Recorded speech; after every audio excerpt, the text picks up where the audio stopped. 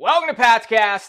I'm Brad Whitaker. The NFL owners meetings are underway, and we got a lot of information out of Patriots head coach Jerod Mayo just this morning.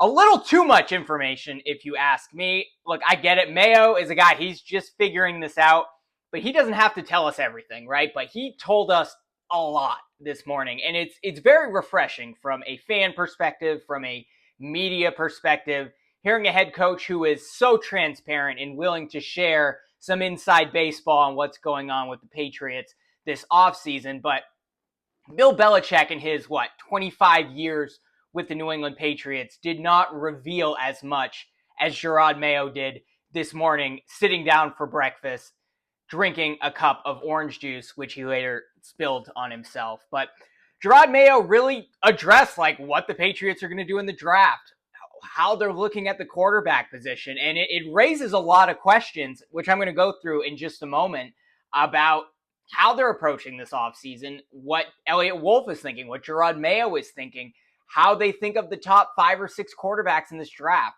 Really fascinating stuff. And it starts with Mayo really talking about the quarterbacks and the guys he's been eyeing. And he mentioned he went into this offseason thinking there's 3 top-tier NFL quarterbacks, but that list is growing, and I think it means a lot about the Patriots, and maybe they're not as high on Drake Maye or Jaden Daniels like we thought they might be. And Mayo said, quote, "Look, let me tell you, when I first started watching these guys, it was a 3-man race, and now as you continue to go to the combine or the pro days and bringing guys in on the 30 visits and having time to spend with those guys to really get to know what makes them tick, it's about 5 guys, honestly, that could come in and be a solid quarterback in the future." Mind you, Jerod Mayo is making this comment just 3 days after J.J. McCarthy's pro day at the University of Michigan, where he was very impressive, according to everyone. Now, Jim Harbaugh was interviewed at the owners' league meetings this morning as well. Very strange interview. Go check it out. He's a weird guy. But he backed up his claim that he made a few months ago, saying he thinks J.J. McCarthy is the best quarterback in this draft. Now, that doesn't mean the Chargers are going to draft McCarthy. They have Justin Herbert, but a lot of guys are high on him, and Jerod Mayo is making this comment after watching McCarthy. He was in attendance. Alex Van Pelt was in attendance. Elliott Wolf was in attendance. Patriots QB coach T.C. McCartney was in attendance. Maybe they're much higher on McCarthy than Drake Maye, perhaps, who seems to be the guy many expect the Patriots to select at number 3 overall. But something interesting about this quote also is he says there's 5 guys that he thinks could be immediate starters in this year's NFL season. And it's pretty easy to understand the 4 guys, right? You have Caleb Williams, who's going to go number 1 to the Chicago Bears. LSU's Jaden Daniels won the Heisman Trophy. Drake Maye, who's considered the number 2 guy for the last couple of seasons now, seems to be the number 3 guy on most mock draft boards going to the Patriots. And then J.J. McCarthy, who's rised up all the boards and may even go in the top 3 or 4. But who's the 5th? That's the big question, right? And many are speculating that it's Washington's Michael Penix, who played in the national championship game, had a really spectacular season with the Huskies there. But I don't think that's the case, because the Patriots really have not shown any interest in Michael Penix Jr. They didn't have a conversation with him at the combine, but they spoke with all the other top quarterbacks at the scouting combine a few weeks ago. Like I said, they're sending Mayo, Wolf, AVP, T.C. McCartney, all these guys, all the big, important GMs, head coaches, offensive figures on the staff to all these pro days across the country, but they're not sending them to Washington to check out Michael Penix Jr. Instead, all those guys are going to North Carolina to watch Drake Maye. You would think they would at least do a 15-minute interview. That's really all it is at the scouting combine. But it doesn't seem like they were interested in talking to Penix. Now, that doesn't mean the Patriots might show an interest later on. They might send him in for a top 30 visit. But as of right now, I don't think the Patriots are interested in Michael Penix Jr., perhaps because of his injury history, perhaps because he's not the most mobile quarterback in this draft, although I think he's more mobile than people give him credit for. But I don't think he's in that top 5 list that Jerod Mayo mentioned. So the question is, who is the 5th? I would guess it has to be Bo Nix at this point. He's considered a first rounder in most NFL mock drafts. Many have him going to the Denver Broncos, which seems like a really solid fit for him. Now, Nix is 24 years old, the oldest of the top quarterbacks in this year's draft. Although Jane Daniels certainly has played the most. He spent 5 years as basically a starting quarterback in college, has the most reps. Daniels is only a year younger than Nix.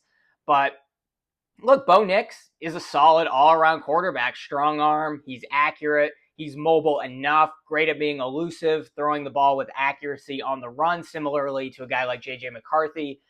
I don't know. Maybe that is an option. Are the Patriots considering drafting Bo Nix? I mean, it wouldn't happen at number 3 overall, but here's another revealing nugget from Jerod Mayo, who is probably saying too much, but hey, we're happy to be able to say this stuff. He said, quote, "I know everyone likes to think they have this special formula to picking players, but honestly, the guaranteed way to win is to accumulate more draft picks." The guaranteed way to win, he said that, is to accumulate more draft picks. He added, "So if we don't feel convicted at number 3, we are willing to trade back as well." He then later added, "We are open to trading the pick. We're open to taking the guy there as well." So the Patriots, even though it sounds like teams have been calling, interested in the number 3 overall pick, and they really haven't budged at all, according to Jerod Mayo, they're willing to take all calls. All options are on the table, and he seems to be very high, not just on Drake Maye, Caleb Williams, Jayden Daniels, but high on J.J. McCarthy, who they would probably only be able to select if they traded back just a few picks. Maybe they could grab him at 5, 6, or 7, and one of those other teams who's interested in Drake Maye could trade up to number 3, presumably. That's an option. Or you do what many have expected with Minnesota acquiring the 23rd overall pick, which they compare with the 11th overall pick. They trade it to New England in a big draft package that could include like a future first rounder. Maybe they give them a second or a third round pick for this year's draft. And then they can go out and probably not grab McCarthy, but they could grab Bo Nix, who probably would fall to the mid-late first round of this year's draft. And there you got it. You got your quarterback that you feel very highly on, Bo Nix. We didn't expect it, but it sounds like Jerod Mayo likes Bo Nix. At least we can kind of infer that from what he said and from the Patriots' actions related to Michael Penix Jr., who they haven't interviewed. They've certainly interviewed Bo Nix at the scouting combine.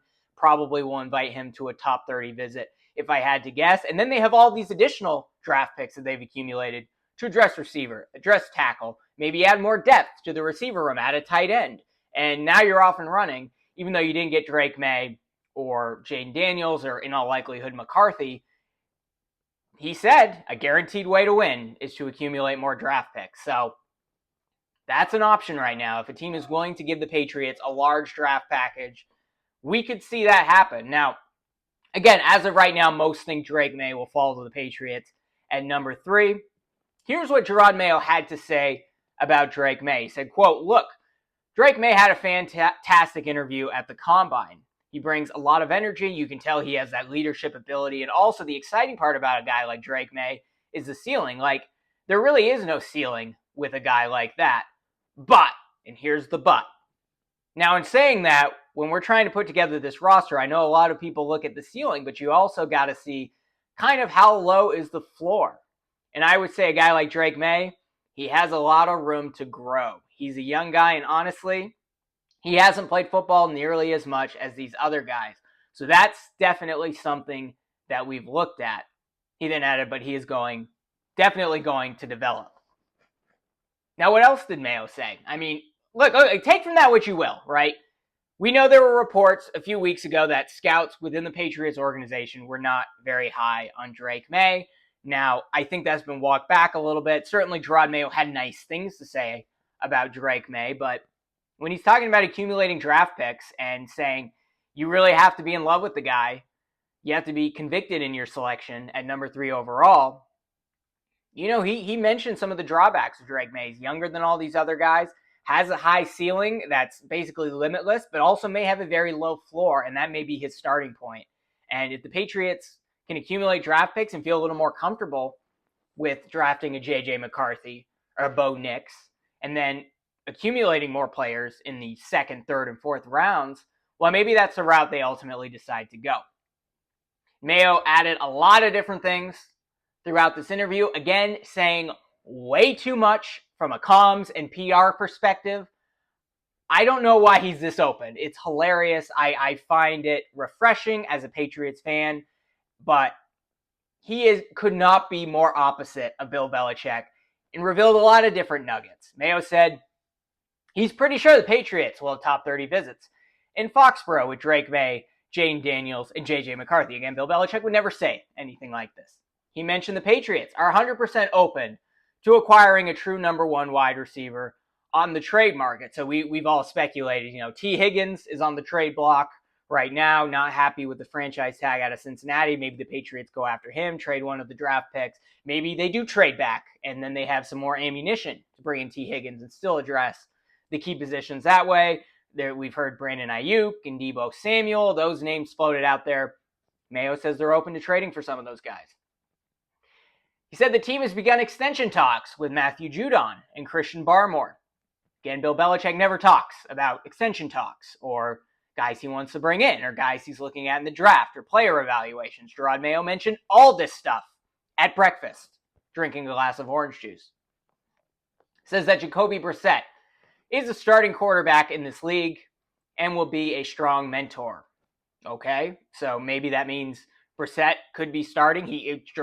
Jerod Mayo says he thinks Jacoby Brissett is an NFL-worthy starter. Okay. He confirmed Mike Onwenu will start at right tackle. Well, there you have it. Onwenu's starting at right tackle, and Chukwuma Okorafor, who was kind of a depth piece they added to the offensive line, coming from the Pittsburgh Steelers, he will compete for the left tackle job, and Marte Mapu, a guy who they drafted last year, seems to have a lot of high upside, kind of on that line between being a linebacker and a safety. He's going to work in the safeties room this season. Okay. And then Mayo said he doesn't regret his comments at the beginning of the offseason saying they're ready to burn some cash, which has been a lot of criticism given by Patriots fans over these last few weeks because the Patriots really haven't made a lot of big splashes this offseason, a la the Boston Red Sox, who said they were going full throttle and then slowly had to walk that back, saying, well, it's a low outboard boat engine that doesn't go very fast. We're going full throttle in that type of vessel. Patriots really took a similar viewpoint this offseason, saying we're going to spend a lot of money, and they haven't really spent a lot of money except for on players that they're bringing back, which I don't necessarily disagree with. I think Calvin Ridley costs way too much. I know a lot of people were willing to spend 25, 26 million for a top 30 wide receiver. I am just not. I think you can find better receivers in this draft, even as late as the second, third, or even fourth round. But Mayo added, I know we have a lot of cash to utilize, but we're going to utilize it the right way. He also had a message for Patriots fans who are unsatisfied with the way this offseason is going so far. Mayo said, for Patriots fans, look, I understand the frustration. I understand the expectation that was really built over the last 20 years, but at the same time, hopefully the fans understand that we're trying to build this the right way. And we're trying to bring in pieces that we think are for the long term. I think there's a combination between bringing people in for the short term, and you also have to think long term, and that's always a hard thing to do. He added, I would just ask Patriots fans for patience. Once again, there will be players that hit the wire, free agents, guys that are explosive, whatever you want to say. There will be guys in the draft. There will be guys after the draft. So just kind of sit back and let us do our jobs going forward. Now we know Elliott Wolf is embracing the Green Bay Packers way. Spent a lot of time in Green Bay. Son of former Packers GM, Ron Wolf, who did kind of a slow rebuild, but really kind of jump-started that in year one. Really built the team through the draft, helped identify Brett Favre. Elliott Wolf seems to be following a very similar philosophy. He also says they're evaluating players a little bit differently with their grading scales and how the Patriots did it in the past under Bill Belichick. But things are going to be different, and I wouldn't expect the Patriots to be contending for a Super Bowl this season. I don't think anyone expects that, but as Jerod Mayo said, Patriots fans need to be patient.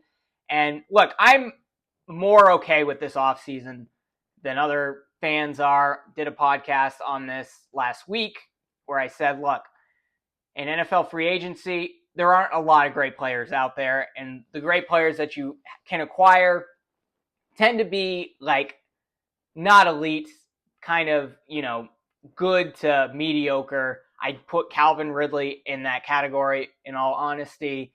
And you're going to have to overspend for some of these guys, because what teams do prioritize in free agency is bringing back the players that they like the most. And that is what the Patriots did. That is what Elliott Wolf did. That is what Ron Wolf did in Green Bay when he took over there. Identified the foundational pieces within that organization and brought all those players back. Patriots brought back Hunter Henry, real leader on offense. They shored up the right tackle position, the right side of the offensive line, bringing back Michael Onwenu, who many people think they overpaid for. I do not think that. They may have overpaid a little for Henry, certainly overpaid for Kendrick Bourne, but you didn't want to lose a piece at wide receiver, considering how thin that receiving room is right now. And I was surprised Josh Uche is coming back for cheap. Kyle Duggar's also coming back as well. I mean, Jalen Reagor, nothing to be too excited about there. But the Patriots prioritize bringing back those foundational pieces, and most teams in the league did that as well. We all thought there would be these big wide receivers on the market, Mike Evans, Michael Pittman Jr. These guys are all brought back to their teams, either signing long-term extensions or franchise tagged. T. Higgins was franchise tagged, although it looks like he will likely be traded. Hopefully the Patriots are in talks to do that as well. And Jerod Mayo certainly said the Patriots are open to that. Again, Mayo is speaking like he is the general manager of the team, and that's what's really interesting about this. And as mentioned, Mayo also made a joke about drinking orange juice at the top of his interview and then proceeded to spill it on himself 10 minutes later, which many think is a bad omen. We all know Bill Belichick. We've seen the meme. We've seen the GIFs of him drinking orange juice, annoyed at reporters. Well, Jerod Mayo spilled the orange juice. Now, I don't read too much into that, but a lot of people think that's a bad sign. So take from that what you will. But hey, when you have a podcast about the New England Patriots and you're looking for information to talk about every day, it's good to have a head coach like Jerod Mayo who's going to spill the beans on just about everything, which he did this morning at breakfast at the league owners meetings. And he's going to learn, right? Jerod Mayo will not be like this when they get blown out this season. They come off a 2 to 3 game losing streak. He has to do press conferences. Jerod Mayo's not going to be this friendly. He's not going to be this open. He's going to learn over time how to do the PR comms game. But as of right now, he's going to tell you just about everything. So this is really interesting. The Patriots, all options are on the table. Let me know what you think of Jerod Mayo's interview this morning at the NFL owners meetings in the comments below. What you think the Patriots should do. Are you high on J.J. McCarthy, which it seems like the Patriots kind of are, coming out of his pro day 3 days ago at the University of Michigan? Do you think Bo Nix is that top 5 guy that Jerod Mayo alluded to? What would you like to see the Patriots do? Are you in the trade back camp? Are you in the trade back and get McCarthy, which means you're only trading back a few picks, or trade back with the Vikings and then you could probably get Bo Nix and a lot more pieces? Do you want to do that? Or are you high on Drake Maye, who I like, but I understand the red flags, and Jerod Mayo certainly laid him out here. Do you hope Jaden Daniels falls to the Patriots? I don't see it happening, but hey, that is a possibility. Let me know in the comments below. If you're watching on YouTube, be sure to like this video, subscribe to the channel, share it with your friends, or subscribe if you're listening on Apple Podcasts. We'll be back the rest of the week with more Patriots coverage and if Jerod Mayo spills any more beans.